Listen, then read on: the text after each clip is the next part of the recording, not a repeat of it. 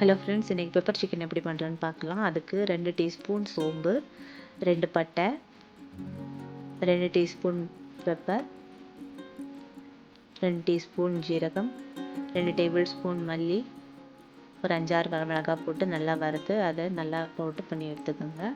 So 2 வெங்காயம், medium size தக்காளி எடுத்து கட் பண்ணி வச்சுருக்கேன். இப்போ எண்ணெயை ஊற்றி கொஞ்சம் சோம்பு போட்டு கருவேப்பிலை போட்டு தாளிச்சிட்டு நம்ம கட் பண்ணி வச்சுருக்கிற வெங்காயத்தை போட்டு நல்லா வதக்கிக்கோங்க.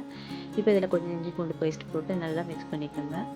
இப்போ அதில் கட் பண்ணி வச்சுருக்க தக்காளியை போட்டு நல்லா வதக்கிக்கோங்க.